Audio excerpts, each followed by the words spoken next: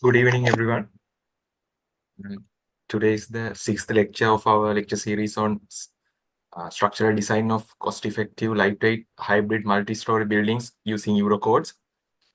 And today we are starting a new topic. It is regarding design of flange beams. And we are so grateful for Professor MTR Jayasinghe for conducting this invaluable lecture series to uplift the knowledge of practicing engineers. Thank you very much, sir. And also today, the chairman Civil Engineering Sectional Committee informed me that he's unable to attend the lecture today. So we will be continuing the lecture, and over to you, sir. Thank you. Thank you, Bandhuka. So we discussed all these things last time, and we talked about the cube strength, cylinder strength, the properties, the important properties, the stress strain curve, this 0.002 and 0.35 as given here, and we also looked at stress strain curve for steel, the durability conditions, how to find the exposure and the cover, how to find Z using this equation. Then I showed you what is the shortcut. What I didn't show you was this particular equation. That is, what is the maximum moment carrying capacity of a singly reinforced beam? What is the maximum moment carrying capacity of a singly reinforced beam? So you can just see it's given as 0.167 FCK BD squared, and I'm going to show you how we get this magic number 0.167. It's a very important number, so I'll stop here. So today is the sixth lecture.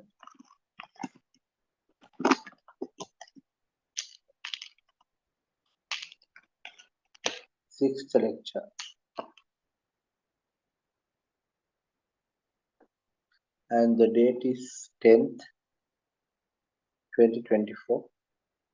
Civil Engineering Sectional Committee, page number 1.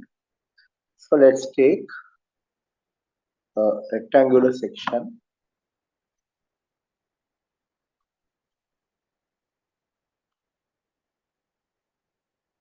And we'll take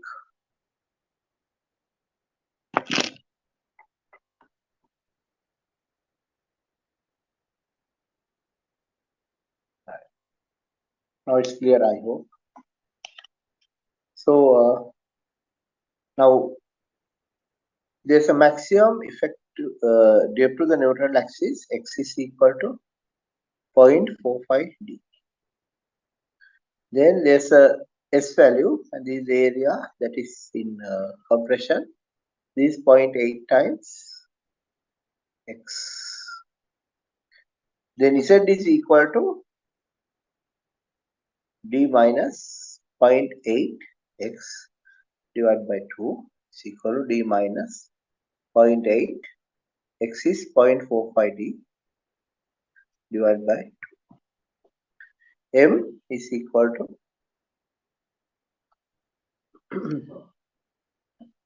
force in concrete multiplied by Z equals force in steel multiplied by Z.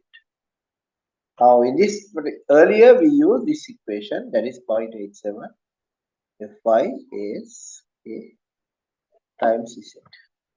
That is the equation. But this time we are going to make use of this equation, and that is M is equal to Fc is 0.567 FCK, because the stress maximum stress is 0.567 FCK multiplied by area. Area is breadth multiplied by 0.8 X.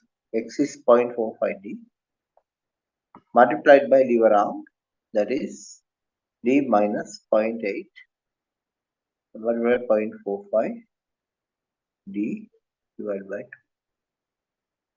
And so I can write it again, MS 0.567 FCK multiplied by B multiplied by 0.8 times 0.45 D.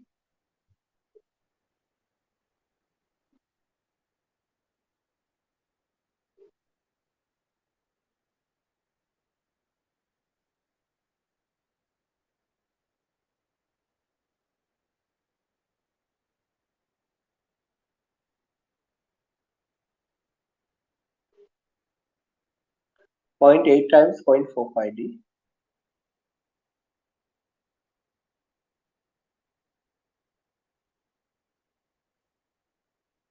0.36 D multiplied by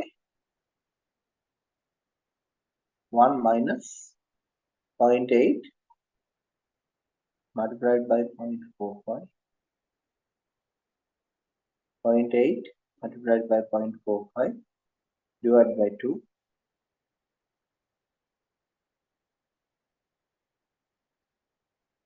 that is 0.82.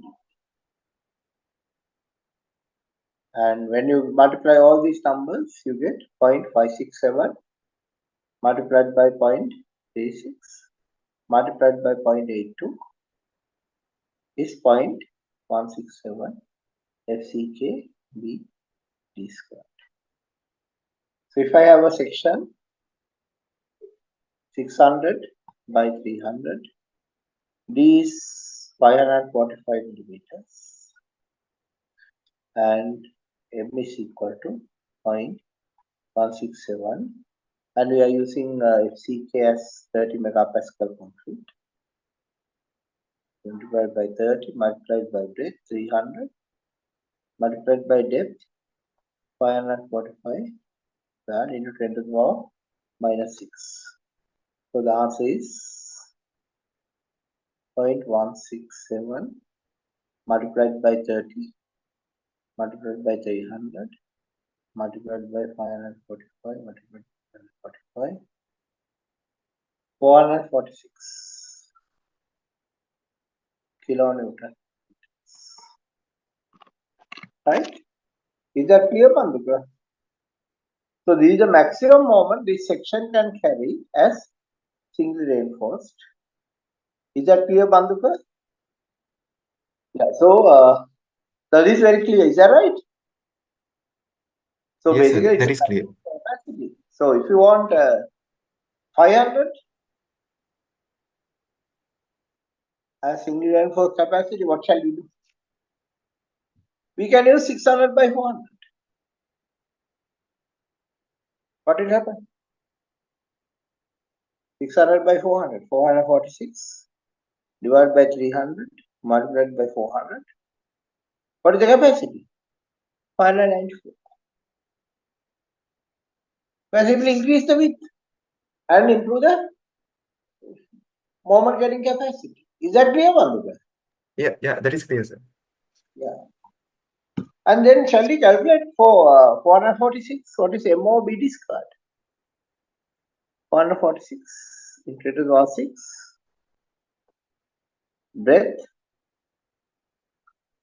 is 300. Depth is 545 squared. What is the value here? 446 divided by 300 divided by 545 divided by 545. 5.0. 5, sir. 5.0. So you can see, can you remember I told you that, let's keep MOBD squared less than 3.5? Yeah, yes, clear. I remember. Right? Yeah, so generally when we select the section, why we keep it as 3.5 is, even 5 needs a lot of steel. Now, how much steel that this will need? MOB discard of 5 will need 100 days of BD of 1.25. So, what is the AS needed? I'm using shortcut. I'm using shortcut just to find the answer. 1.25 into 3 into 544. Even this is 2043. So that means 5H25. When you go up to 5, you need 5H25. Is that clear? So that's why Yeah, I keep it's it clear. around, 3.5. Then, because I told you the last day that, we don't want a very high amount of steel, because steel is very expensive.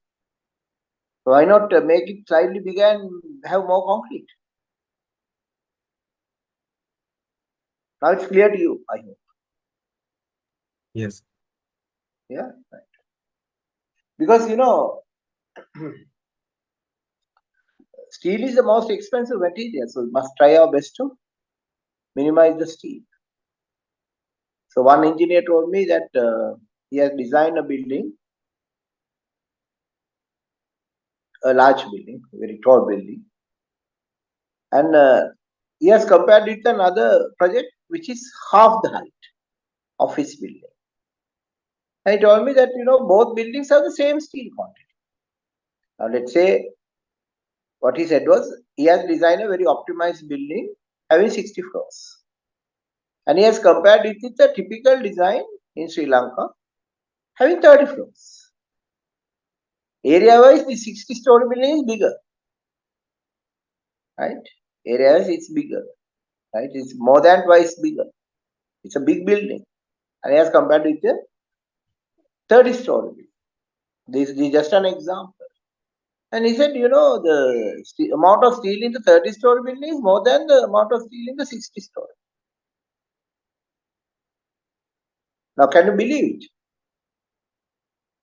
So that's a kind of change. I mean, that's a amount of steel that can vary when you don't think carefully. Is that clear? Yes, sir. That's clear. Yeah. So you have to be very careful. So when you're selecting the member sizes, select the member sizes in such a way that we optimize what we should optimize. So what shall we optimize? Slab thickness. You are generous. You select 100. I say okay, no, I'm not generous. I select 100. The grid is 7 meter by 7.5 by 7.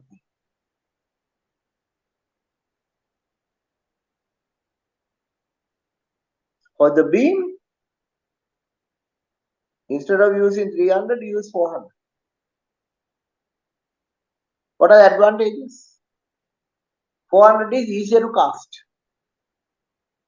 So there's plenty of space. 400 is the highest shear capacity. 400 needs only little amount of concrete extra to give the massive capacity. So there's no harm in using 400 because we have reduced the slab thickness by 600. So 7.5 multiplied by 7.5 multiplied by 0.175 versus 7.5 multiplied by 7.5 multiplied by 0.16. What is the volume? The extra volume is 9.8 for the left. yeah 9 for the right. 9. So each 1 week save 0.8 meter cubes of concrete, which is as the value of about rupees. When you consider all inclusive cost 40,000, say 35,000. All inclusive value of about 35,000 rupees. So what will happen? I generally talk with the VAT prices, right? Because that's what we generally pay unless we are running a construction company. Right? So it may be about 35,000. And So how much you save then? In a large slab, having a minimum of about 16 slabs, 35,000 into 16. How much? 35,000 into 16. 560,000. 560,000. What will happen? Multiply by 60. 33 million saved just by changing the thickness of the slab. Being very generous is to just the sufficient. Then why do you have confidence to do that? In a large building, the slab goes like this over the beams. These 7.5 meters, 160 millimeter thickness. What will happen when the slab is continuous and slab tries to deflect? What happens? There will be some arching action developing. There will be some arching action developing. Are we considering this into account or ignored? We ignore it. We say it is going to be a pure inflection like this. So that's why the slabs appear stronger when they are properly made continuous. And that's why this top reinforcement is essential. Is that clear, Bandhula? Yes, the sir. top That is reinforcement is clear. essential because of that reason. Right? Okay? Okay. Yes. So we have to think hard. Why? These days, the construction cost has gone up drastically. It is not good. It is not good. Construction cost has gone up drastically. And it is not good. So, for example, pre-COVID. So, 2018, what is the comfortable cost per square foot? 8,000 rupees to complete the work. Is that right? This range. 2024.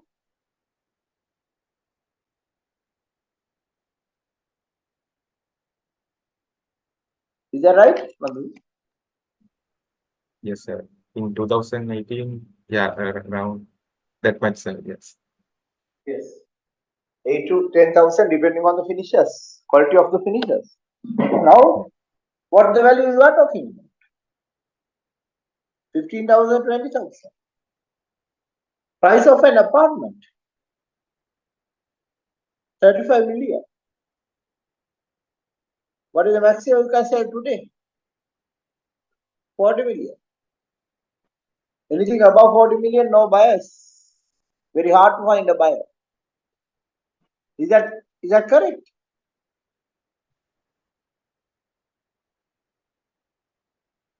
That is the ground situation. Is that right? I mean, the rupee has devalued from 283 to 320.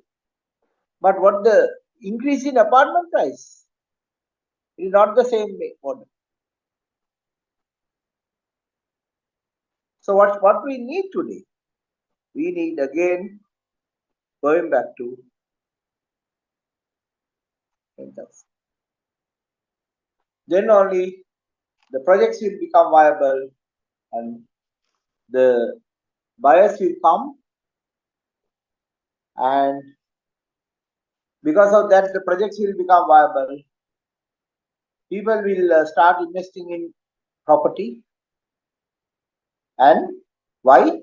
Now you are offering the value for money.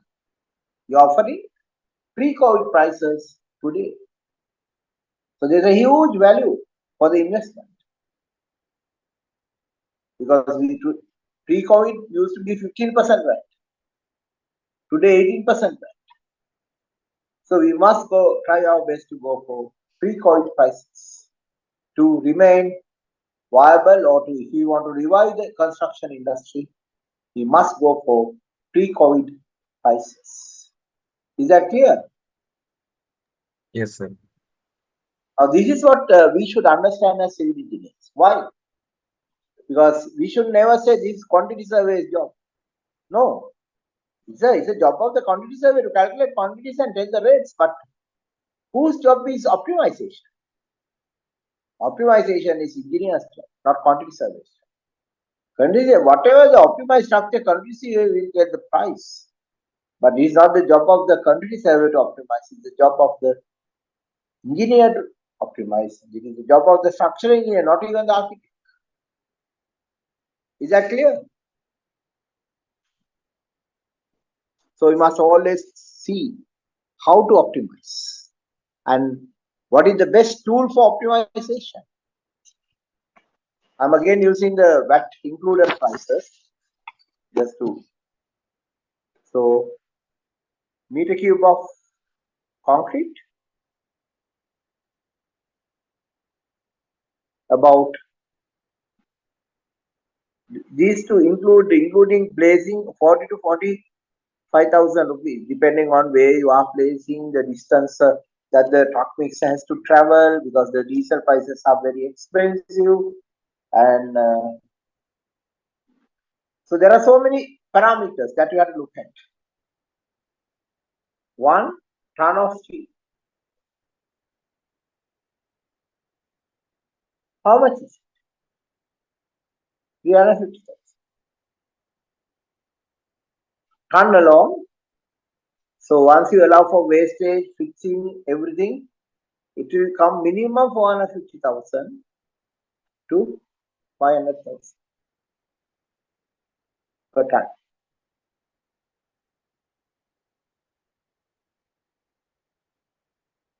And how does it come? How does it come? If you take a slab,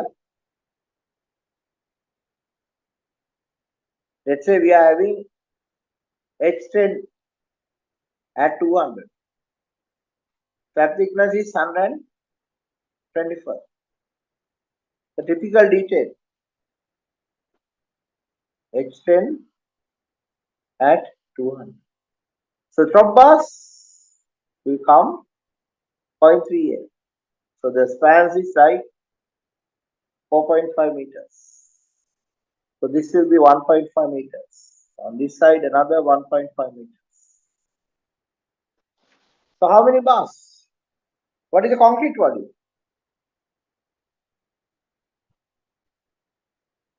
Is 4.5 multiplied by 4.5 multiplied by 0.125.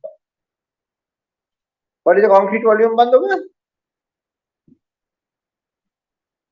So this 4.5 by 4.5 span having 125 thickness. 2.53 cubic meters. 0.53 meter cubes. How much steel? How much steel? Steel is 4.5 meters multiplied by 4.5, 4,500 divided by 200 into 2 plus 4.5, sorry, 1.5 into 4,500 divided by 200 multiplied by 4 plus distribution bars. Let's say I'm going to fix 4 distribution bars, 4 into 4.5 into I'm going to fix about 4 distribution bars or 5 distribution bars, 4.5 into 2 into I'll say let's say I'll say about 3 Because in the other direction also I have to provide some distribution bars. So how many bars? What is the length of the bars? 4.5. So the length of bars is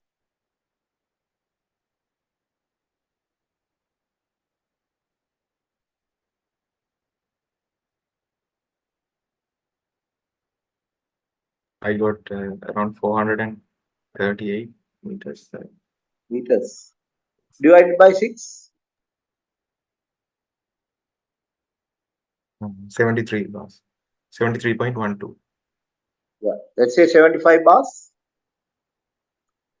75 means 75 divided by 272 tons multiplied by 1000.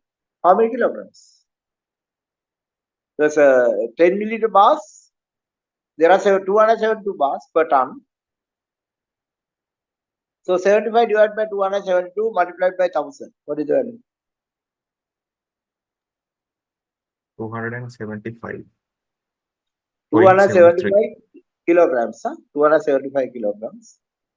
So 275 divided by 2.53. What is the answer? 108.9.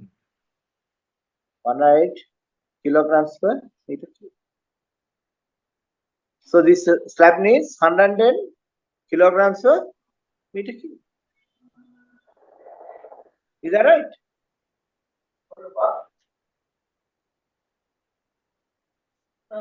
That is correct. So the volume is 2.53 meter cubes. What is the weight of steel? 275 kilograms.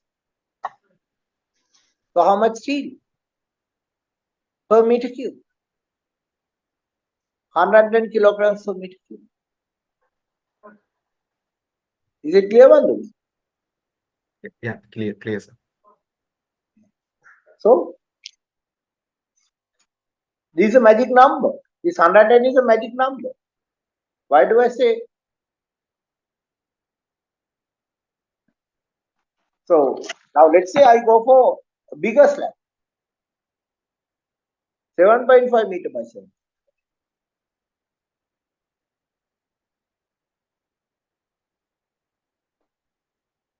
But still, this figure will remain between 110 to 120 kilograms. How? This might need H12 at 200. But the thickness is more. So when you divide the amount of steel by the thickness, again this comes to this figure. So this 110 to 120 kilograms per meter cube is a magic number. So slabs 110 to 120 kilograms per meter cube. Beams 160 to 200 kilograms per meter cube. Columns can be calculated on tributary area. And I did a calculation on tributary area on the first day. Yes, sir. So even before designing a reinforced concrete structure, what can you do? You can tell the quantity of reinforcement. Is that right? Yes. So now let's say we are having some moderate steps, 5 meter, 5 meter.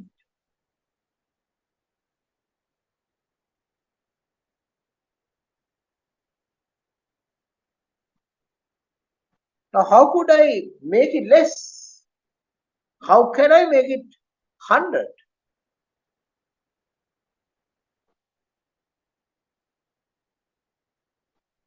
You know, code says there's something called middle strips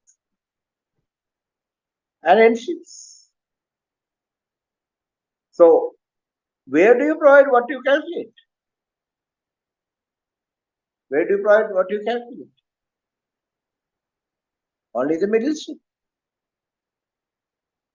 What do you need in the edge ships? Half. But we are also concerned about this 3D rule. There are 4D rules, 3D rules. So we don't like reinforcement to be very far away.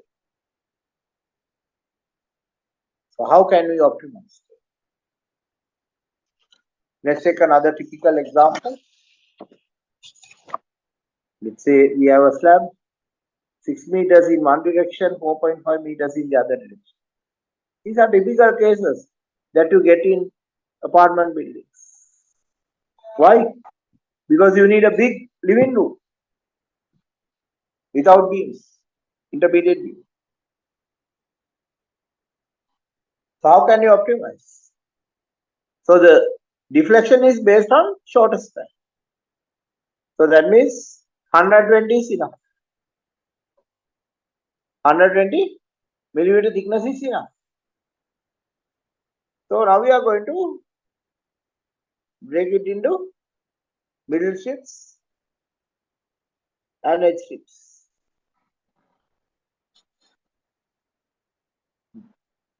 So whatever we calculate is applicable here.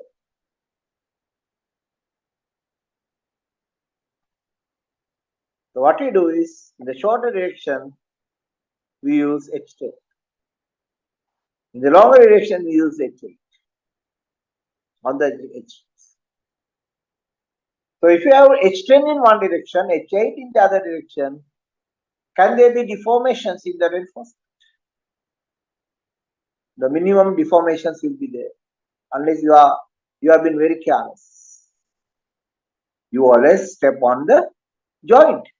You don't step on the middle of a bar. So always when you are walking, you step on the joint.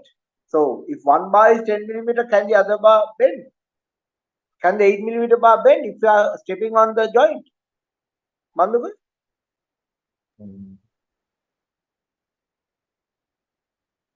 It is difficult. It's unlikely, because you have to be careful. When you are walking, you can't, when it is 10 millimeter in both directions, you can walk without worrying about the deformation of the reinforcement. But when you have 8 millimeter in one direction, what are you going to do? You will walk stepping on the joint. When you step on the joint, can the reinforcement deform?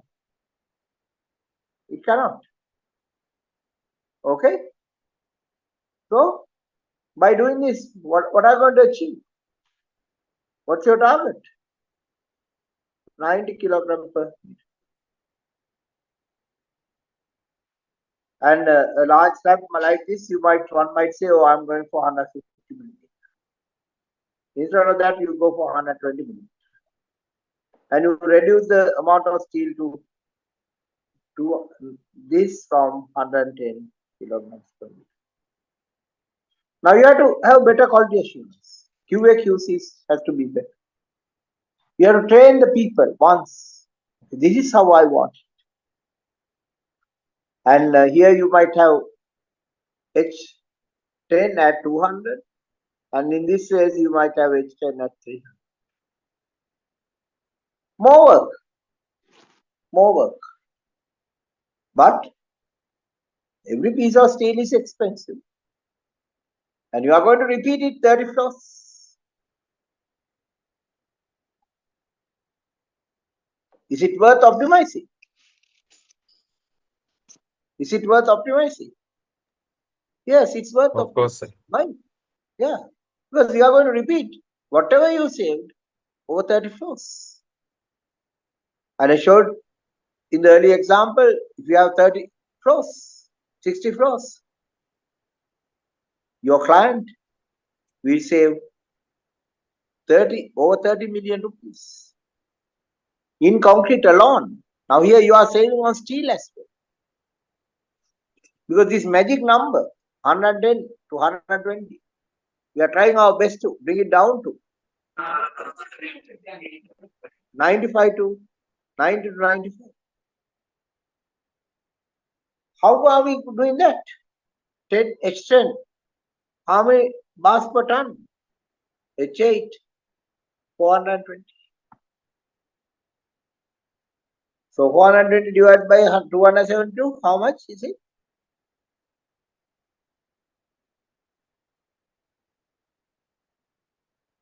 420 divided 1.54. by 1.5. So you can see there's 1/3 saving in steel. 1/3 saving in steel the moment you use H8 instead of H10. 1/3 saving in steel. And H8 is readily available by reputed manufacturers like Lanka, Melva, CN Steels. All those have quality, or GTB. They all, I'm not very sure about GTB, but others, Melva, Lanka, they all manufacture 8mm. So you buy 8mm, or CN Steel. They all manufacture 8mm. So you buy 8mm. These are the steel manufactured from billets. So you buy proper steel without any, because these are all very important structural members, so you cannot take a risk. So you go for the quality products, which have been manufactured at correct temperatures. And what you do is you will save a lot per slab with better QA QC. So you have to have a team of BSc engineers who will work round the clock, check everything, ensure that people don't, when people walk, they walk carefully, they don't bend the bars, and they do everything properly. Lot of extra work, but routine. Extra work, routine means a higher quality assurance, because you are doing the same thing over 30 floors, but different, not the same, not the traditional. You need more information to be converted when you are fixing the rails. It is not just H10 at 200 everywhere. No, it's different. But every place you save steel.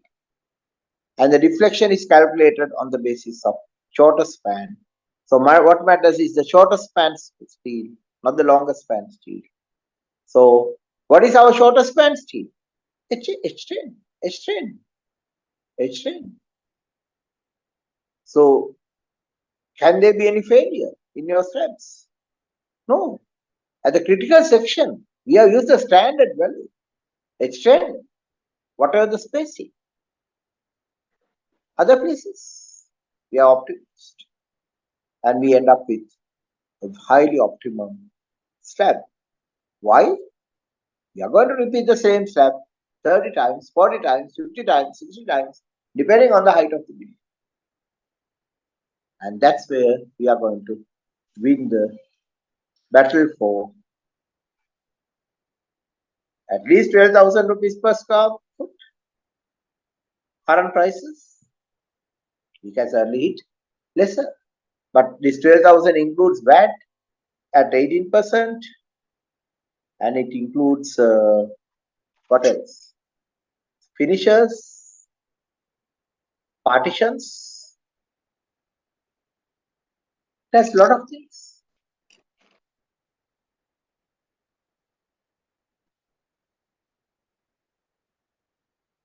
And another thing you can try is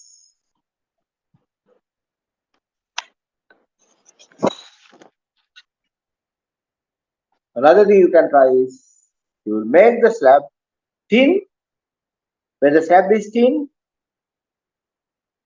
what you do is you have the reinforcement like this. You will fix vertical reinforcement like that. Fix a vertical reinforcement and tie a tape. This is the tape. And you level it. So you level it and then remove the bar. So how do you remove the bar? You have the reinforcement like this and you fix the bar like this. Bend it and fix it. So what you do is you turn it. This is only a small thing. Turn it, withdraw it. Because when the concrete is fresh, once the level is established, you remove the binding here because it has a small hook type of thing. You push it down, turn it, and gradually you withdraw it while pushing it down. So what will happen?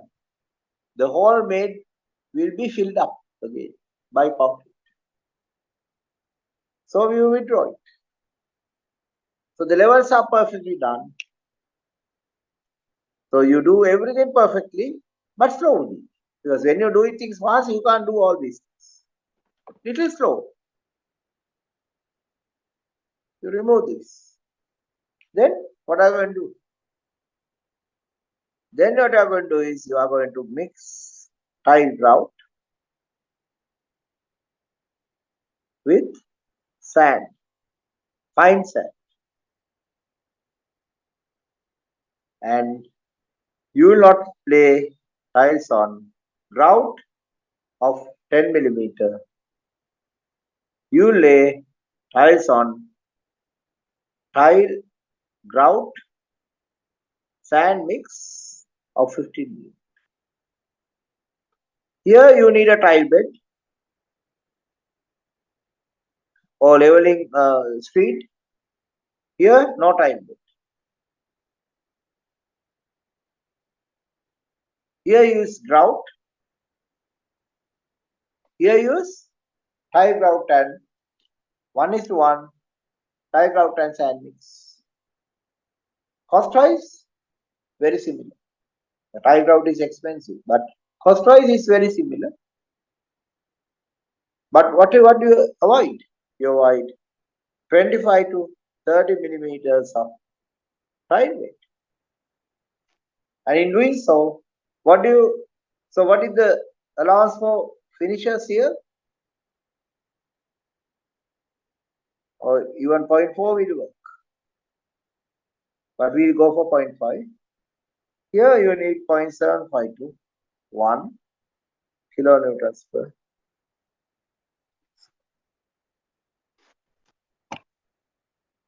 Every floor, 30-story building,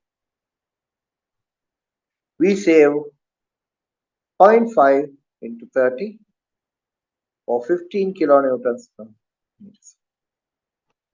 A substantial question because the bearing capacity of the soil may be about 200 kilonewtons per meter square.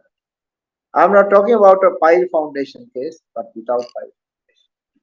Say raft foundation, cellular raft. Generally, you don't think about having a cellular raft for a 30-story building, but it's possible when you have few basements and a cellular raft foundation. Why? Why is it possible? Because in Sri Lanka we have laterite soil,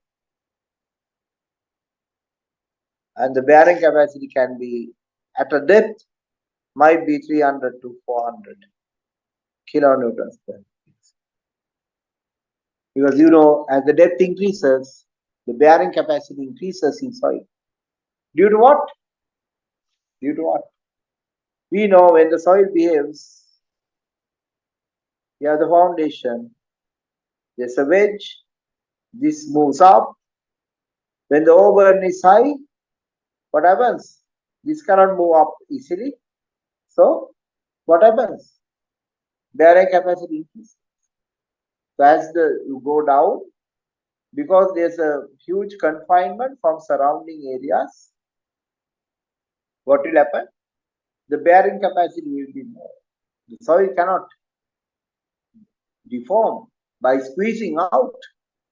It has to remain where it is. Why? There's huge overburden. So the bearing capacity increases as you go down. So the bearing capacity may be 300 to 1. And compared with this, by doing without a tile joint, you might allocate 15 kilonewtons per meter square less for finishes. Is that clear, Bandhuka? Yes, that is clear, sir. Yeah.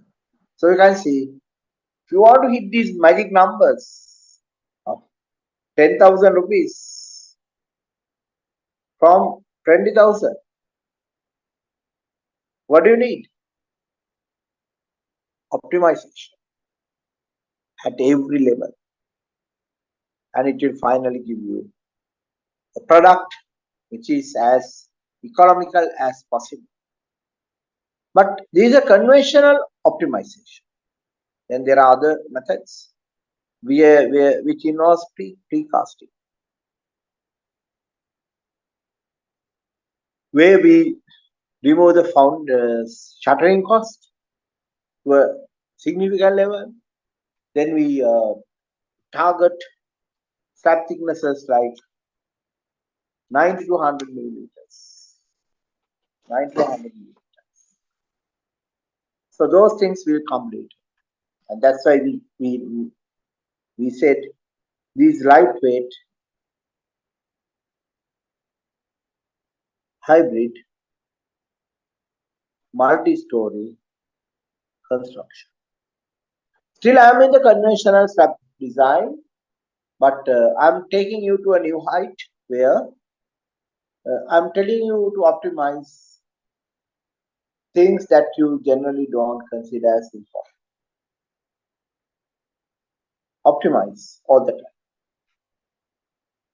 So if we come back to the main thing that we started, we have a beam 300 by 600. And if you want a higher capacity, what are you going to do? Increase the steel? No. Make it 400 by 600. This has 594 capacity. This has about 400 capacity. Let's say 400. This is close to 600. This 440. Right? So you can see,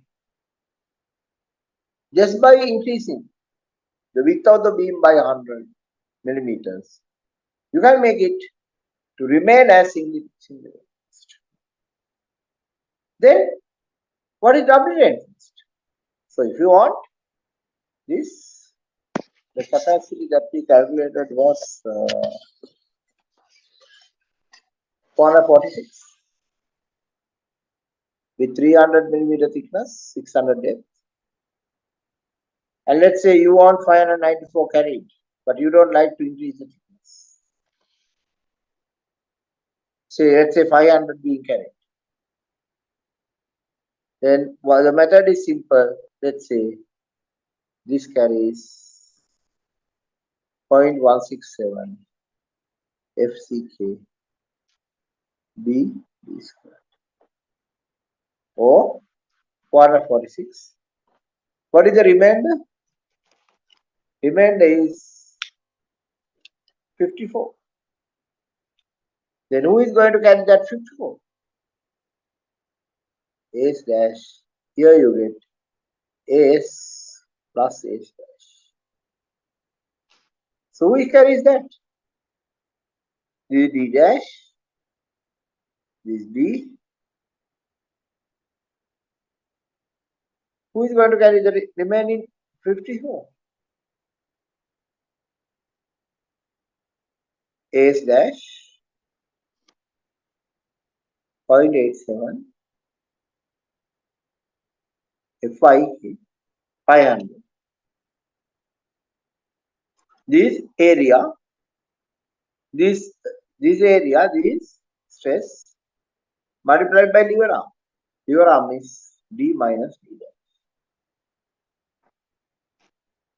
So straight away you can find the extra steel needed. What is that? extra steel needed is these 545, these 55, so 190, 54 into 10 to the power 6, 0.87 by 500 divided by 190. How much extra steel needed to carry a moment up to 500 with the width of 300? But what is the area? 1 minute, sir. 54 divided by 0.87 divided by 500 divided by 490 divided by 490.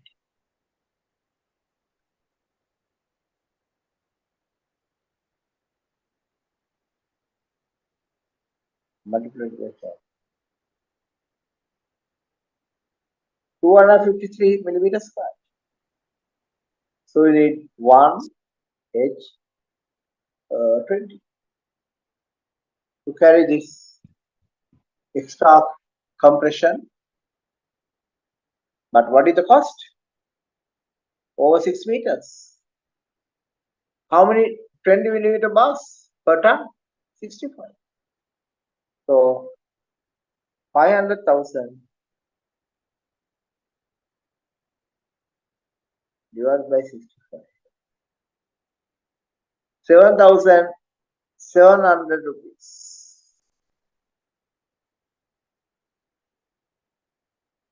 But on the other hand, you can increase the thickness by 50 millimeters, make it 350. Then you come closer to 500 capacity and you can avoid the use of extra frames. On the other hand, to make the section bigger, 400. Now you can remain even less than the steel quantity can become less. So what's an important parameter? Always we think for a beam, depth is the important parameter. But suddenly you are finding width is also can be a saver. We increase the width, we are saving steel. Because the moment width is more, width of the within compression is more, the carrying capacity increases. Carrying capacity increases. So we call this doubly reinforced. So how to design a doubly reinforced beam? Find the maximum capacity of singly, that is 546, 446. And you want to carry 500. Who is going to carry the extra 54?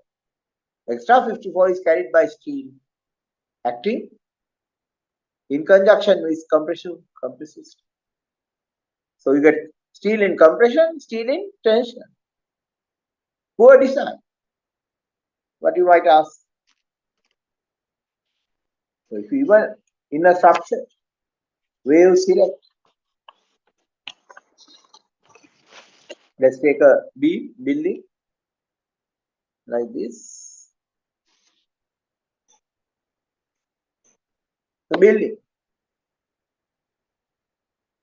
And you have selected these sizes, 600 by 400.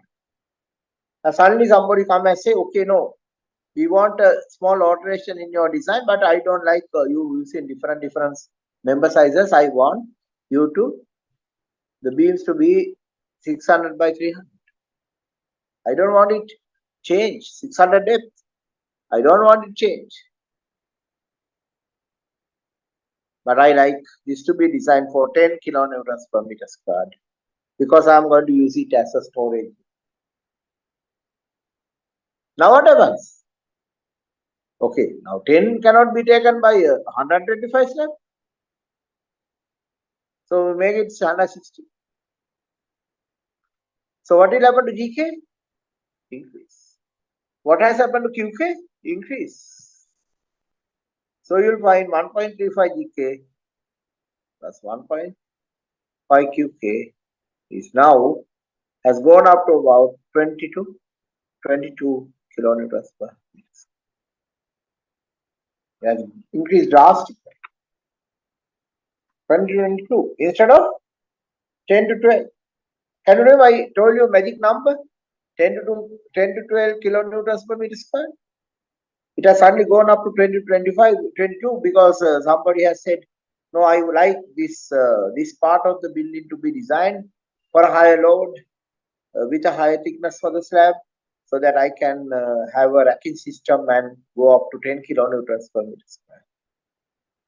And I don't want you to show that it is a storage area. I like it to be all shown as one building. So I don't want you to use big columns. So the columns will be anyway big because we are designing for earthquake. But I don't want you to use big beams. Slab thickness I don't mind increasing because nobody can see the thickness of the slab. So suddenly you find you are in a situation where you might find the one that you have designed as considered as singly has now suddenly become doubly, and you have to find the extra reinforcement. And then the method is what I shown you few minutes ago. Is that clear, Banduka? Yes, that is clear, sir. Yeah. So you can see, I mean, all these situations can arise when you are doing a design. Okay? You got to be ready for it. So what it means? Okay, now if you have a wide beam, it need to be only wide at the compression flange. It need not be wide elsewhere. So this is called flange beam.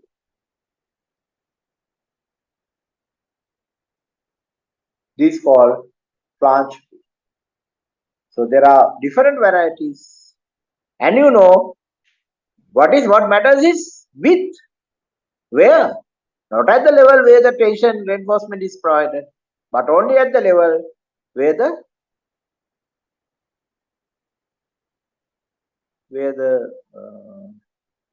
compression takes place.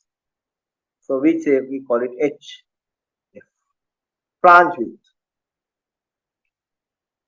right? And this is B. This is D.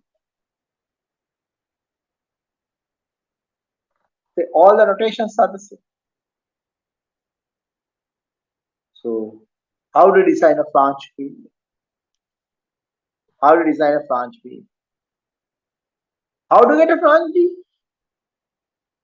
Because in the span we have a slab cast in situ with beam. So this is in compression, this is in tension. So we can make this a part of the slab to carry compression. So that's how you get a flange beam in the span sections. Is that clear? Yes, yes, sir. But over the support, compression here, tension here, no flange action, no flange action. So when you are selecting the width of the rib, consider this situation to see whether it's 300 or 400. Whatever the answer, it will all depend on the moment over the support. But I told you, with moment redistribution, we are going to reduce the moment of the support at least by 10%. At least by 10%. So with that, again we can see you don't have to use excessive width by reducing the moment of the support. By using moment redistribution, you can have enough space to have sufficient reinforcement, and never make sure it doesn't need any. It needs only the tension reinforcement. It doesn't need any compression reinforcement. These are not there. It's all carried by concrete, and you need some tension reinforcement, then that is also minimum provided. What is provided is the minimum, bare minimum, to carry the moment or the support, where you have done at least 10% redistribution. You have done at least 10% redistribution. Is that clear?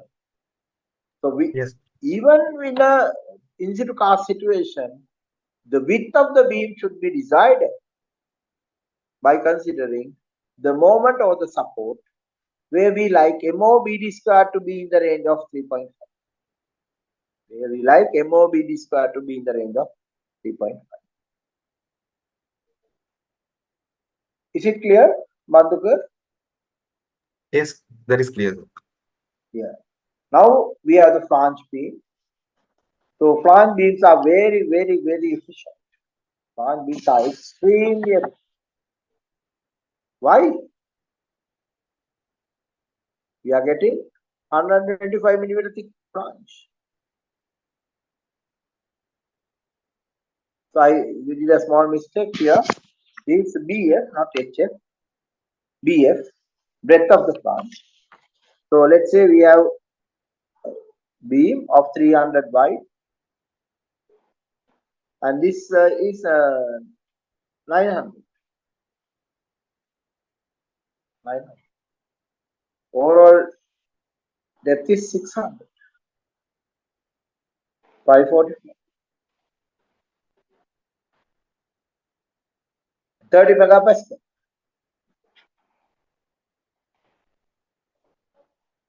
How to do the design? Use shortcut method. So the normal method, D is equal to, so Z is equal to, first you calculate K, M over FCK, BD square. Calculate K.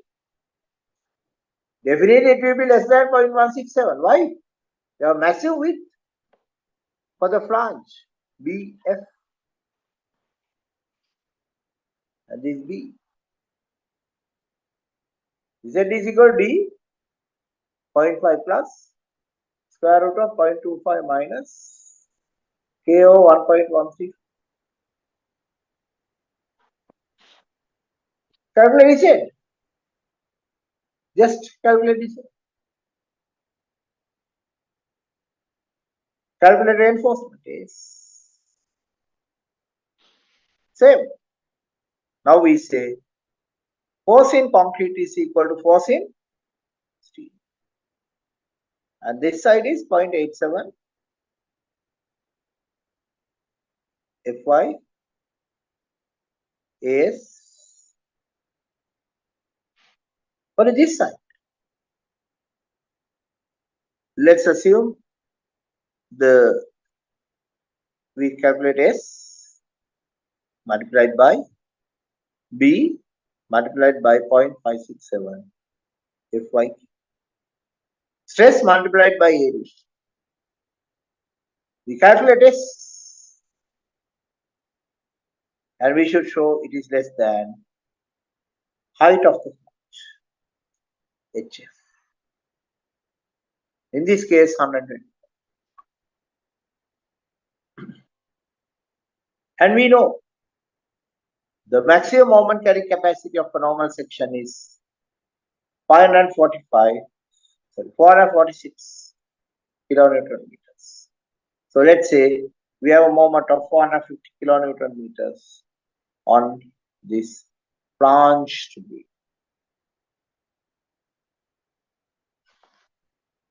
And I can calculate the reinforcement using shortcut method.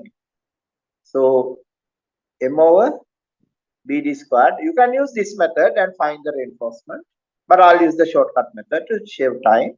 So 450 into 10 to the power 6 divided by breadth 900, depth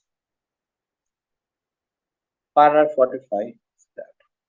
Panduga, what is the value?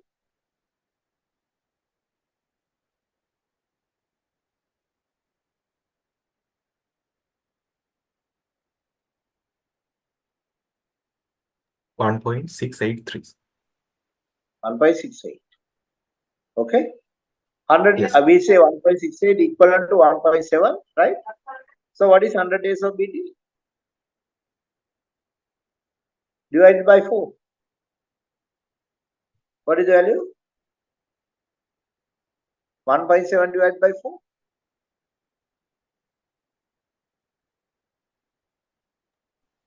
0.425. Then what is S?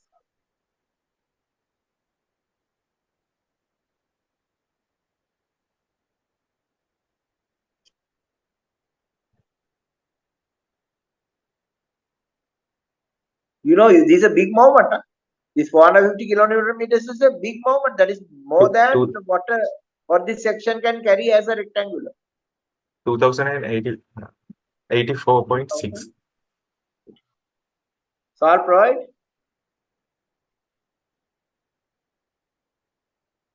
3H25 plus 2H20. That is 628 plus 490 into 3. What is the answer? 628 plus 490 into 3. What is the answer?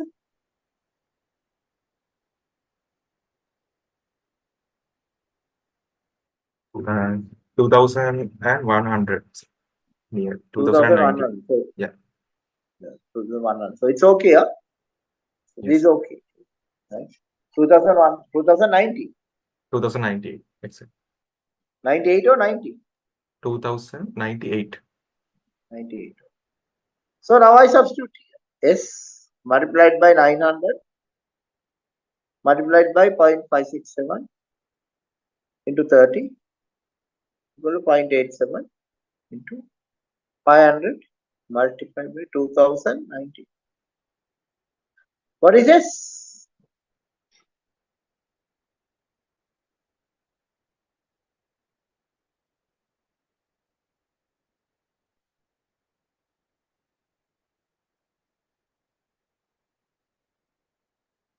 So it's 0.87 into 500 into 2098 means 2098 divided by 900 divided by 0.567 divided by 30. I'm just substituting in this equation. okay, so 59.61. 59 point. 61. Where is it? 60. This 125 thick. Enough. So this part is incomplete. Got it? Yes, sir. So this is how you design a flange beam. We'll forget about flange beam. We just design a rectangular beam, calculate S, and then find the S. Find S. Okay? And if S is within flange, no problem. If S is here, then you have a problem. Very unlikely. Very, very, very unlikely situation. Why? Flanges are wide, so you cannot have this kind of situation. Very unlikely. Doesn't happen. So textbooks spend a lot of time covering these cases, but they never occur in practice. Is that clear, Mandhu? Yes, that is clear. Can never come, but if it comes here, there's a big problem. Why? This is air. Air can't carry concrete compression, right? Then we have a simple solution for that. We have a simple solution for that. Solution is, we say, this 900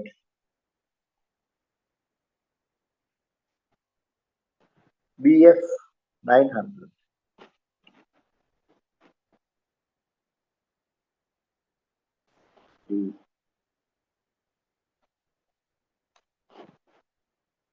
we say Mmax HF. Mmax is equal to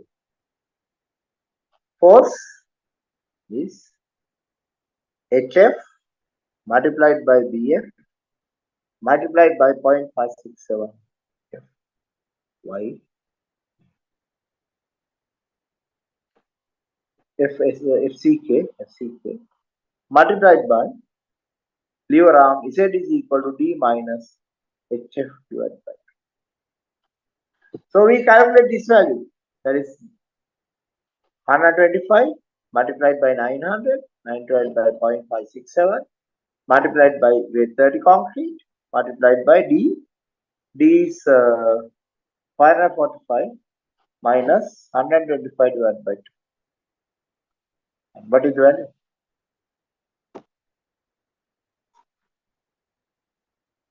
Multiplied by 10 to the power 6 minus 6. Mmax. What is the Mmax value, Bandhuga? 923.32. If M actual less than Mmax, do you have to check anything? You don't have to check anything. Why? The flange beam can carry a maximum moment of 923, and if our moment is 600, do we have to check anything? No. You don't have to check anything. Is that clear? Yes, clear.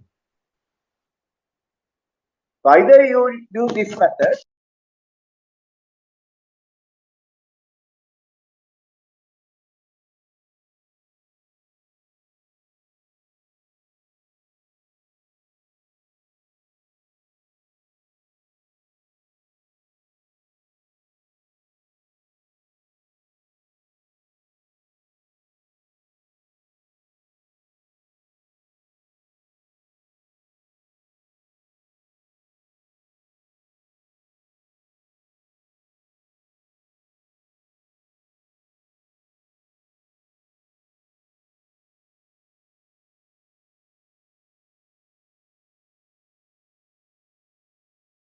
designing a flange beam with compression reinforcement, extremely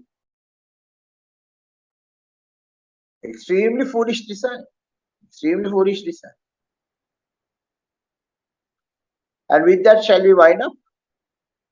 Oh, okay, sir. I can answer the questions. Yeah, there's one question.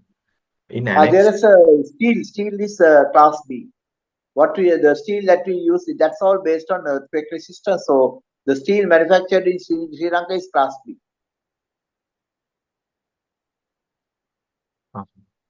So what is available in Sri Lanka is 500B.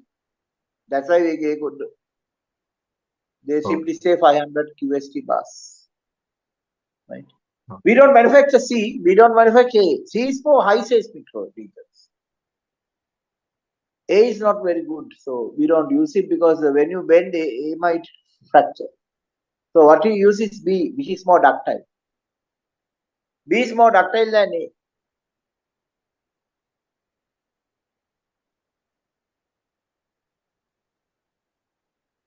Okay, Bandhugal? Okay, sir.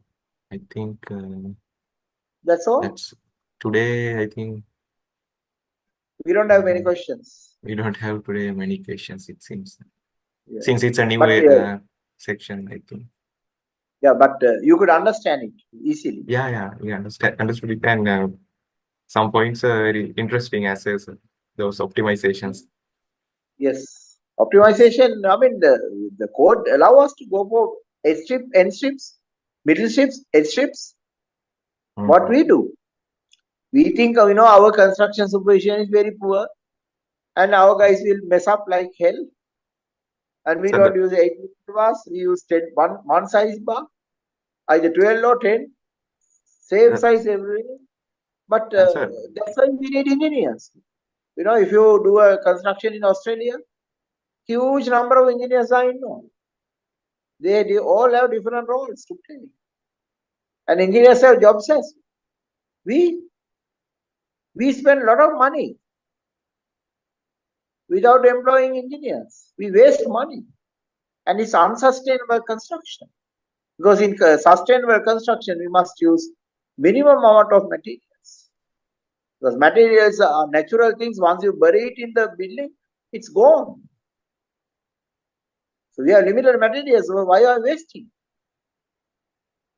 Rather than wasting all these materials, save money and pay part of that money as the salaries of the QA QC engineers, who will assure that everything is done perfectly. And so here, it seems a major constraint for these optimizations seems like the lack of QA/QC engineering practice. It seems. Yes. Basically, our Sri Lankan problem is we are stingy spending money on salary of people, but we are very generous spending money on materials. We don't worry about it. No, we should worry about the material. Why? Material is more expensive. To convert 100,000 rupees worth of material, you need only 35,000 labor. So why not make it 40,000 and save more material by having QA/QC guys at the site? Because you are not going to have 10 QA/QC guys. Only one or two engineers, depending on the scale of the site. Sometimes you can even manage it one QA/QC engineer. But on the generally, it's good to have two QA/QC engineers because the better surveillance, and if it is going on, if it's a 16-hour site, two sets. A 24-hour sites, three sets of engineers, so that they don't have to they can rotate and only once twice a week they have to take the night shift. Other days they do the day shift. So likewise, you rotate because you don't want people not sleeping over the every night. You can rotate it so that once in a while they don't sleep, but the following after 8 hours they take a rest so that they are all fresh. So you don't have to pay 500,000 for a QA/QC engineer because you are always make sure that there's a ready market for young engineers who are entering the field to study as QA/QC engineers. So they learn construction as QA/QC engineers. But construction is done by experienced construction engineers. And the task of the QA/QC engineers is to keep the records while learning how to do the construction. So that way, construction industry will also develop very well because all engineers start as QA/QC engineers 1 or 2 years, and then they become construction engineers. Then they become design engineers after getting the construction experience. Within 4 years, you have an expert engineer, not just an engineer, expert engineer who knows how to optimize and produce good designs. And that's the need of the hour. So that's the only way forward for us because we are in a crisis and we have to make sure the per square foot price comes down to 10 to 12,000 or 8 to 10,000. And I don't care about what the price because my prices should be the cost of construction per square foot for the structure should be less than for the whole thing should be less than 10,000 rupees per square foot. That's my norm. And I will try and do everything possible to achieve it. And if anybody says 15 to 20,000, I will say, okay, don't worry, I'll do value engineering. And I can even have the QA/QC team from my side, where the client pays from his saving. Client pays from his saving, right?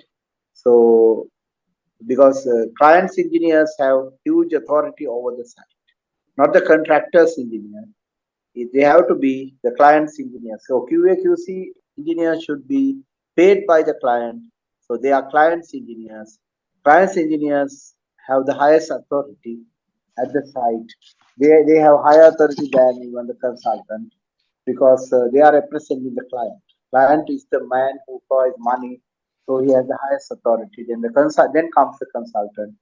Then who has the least authority is the contractor. Contractor should abide by the conditions laid down by the client and the consultant. So consultant. So that's why in large projects the client hires a project manager, pays over 1 million, so that he is in charge of the whole project. Everybody comes, even including consultants, will have to work under the client's project manager. He's the top man. And those people are, those top clients project managers are today paid in the range of 2 to 3 million rupees per month. And so that person should be extremely knowledgeable. That's why client employ to get the project done. He is the project manager of the client. And then all the others will come below. So that's the kind of structure that we need in Sri Lanka if you have to come out of the current mess. Because if you have to kickstart, you have to give good products to the clients. The quality assured, strong, durable buildings. That's our norm. That's our motto. So we have to go for it. Okay, Vanduga? Okay, sir. And one last question, Yes. in I-Struct E detailing manual, HBC notations have been specified for reinforced detailing. Can you clarify on that, sir? H is high tensile bars. What is that? H, B, and C notations. Yeah, but I will generally use H. What is B and C? I am not very sure. I'll just they can tell us where they find all this information, then we can just look at it. But generally, I use H. As I found it from the iStrack team manual based on the type of the tree type 500A, B, Oh, C. no. In Sri Lanka, you don't have to worry because No, sir, Sri Lanka we have iStrack. only B type, Okay. right? Because we don't manufacture A and C. No, sir. It says that if we use that H, that means we can use all the tree type. If we Yeah, go for the bridges, because of we have to consider about the ductility. In that yeah. case, we can use only the B, B and 500B C. and 500C. Yes. Yeah, Then and C. that time the notation should be B, sir. B. Right. Oh, yes. So you are referring to a case that you encounter in bridges, Yes. right? Yes. Yeah, Yes. but basically in Sri Lanka we can use H because we have only one type of steel. We don't have Okay. three types. We have only B type B. Okay, Okay. because manufacturers are allowed to manufacture B. They are not allowed to manufacture A or C. Okay. Right? C is And more ductile and it is not manufactured in because more work to manufacture it. A is not allowed. It's only B. Okay. Right? and engineer Because we Sampath, are a small country without earthquakes, so ideally is okay. Stick with one type, which is the good type. That is a B type because we don't need C, right? Okay. okay, and And then engineer there's another Sampath, question. if possible, please share that reference to our group as well. So he Okay. says HS by 2 something because that is the height because liver arm is so the whole thing is in compression. So liver arm is said is equal to D minus HF by 2. This HF by 2. Okay. That's another question. There's another question, I think. Yeah, there was one the question. Code specify minimum reinforcement that we have to provide in both direction Minimum of has to slab. be provided because minimum reinforcement is to prevent thermal and shrinkage. He's asking, can we reduce that reinforcement less than that? No. Don't reduce anything below the minimum.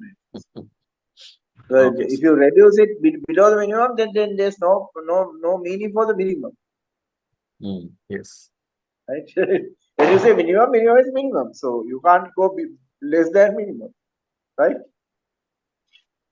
Okay, sir.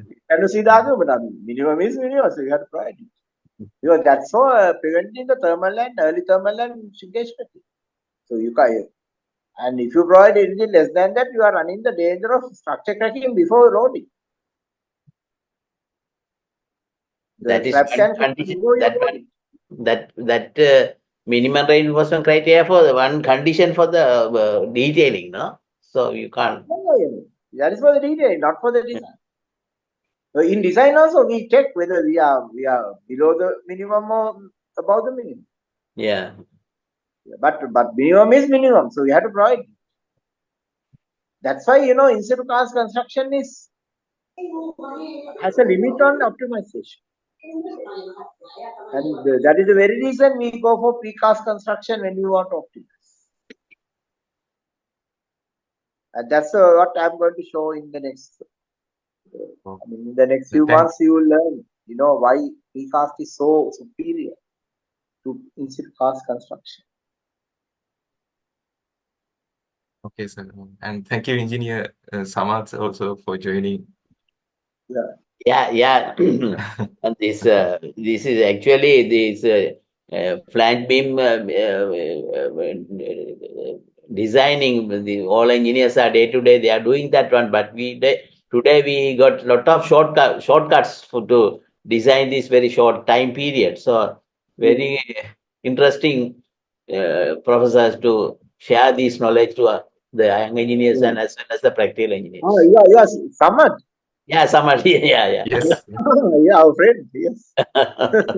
Even in the problem is when we teach, we are given a limited time at the university. Even at MSc, we are not given a lot of time. We are given only a limited time. Right? Yeah. But today, in this lecture, we have no limit. Yeah, right? correct. Yes. So we are going to teach you everything. Yeah. But slowly, not in. We don't have a target. Our target is teach as much as possible. Yes. Right? Yes. Yeah. Okay. Okay, Right. sir. Okay then. Sir. Okay, sir. Right, And thank you. Yeah, I would like to invite Engineer Mangalasiri to do the vote of thanks. Good evening to all. Thank you all for staying with us this lecture with lot of learning. Today was the sixth lecture. On behalf of the organizing committee, I would like to express our heart gratitude to Professor Tishan Jaisingha for informative and valuable presentation. Dear sir, we highly appreciated your effort and time spending on enlightening us. I'm sure all participants had gained a lot of knowledge through your comprehensive explanation. Thank you very much. Then I would like to express our sincere gratitude to Civil Engineering Sectional Committee Chairman, Engineer Mangala Silva, ISL Secretariat, the Publicity Department and IT team for their valuable support and encouragement to success this lecture series. Also, today we had around 148 participants, so we really appreciate your participation. Finally, as I said that next lecture will be on next Wednesday, so we hope to see all you there. Thank you. Good night. Okay, 17 is not a holiday. It's not a holiday. Thai Pongal is 15. Thai Pongal is 15. Sir. Yeah, okay, no problem. Right. We can have the lecture. Generally, I keep all Wednesdays free as I try my best to keep Wednesdays free unless there's absolute crisis. I will conduct the lecture. Okay, thank you very much, sir. Okay, good night. Okay, thank you very much, everyone. Good night. Thank you very much. Good night.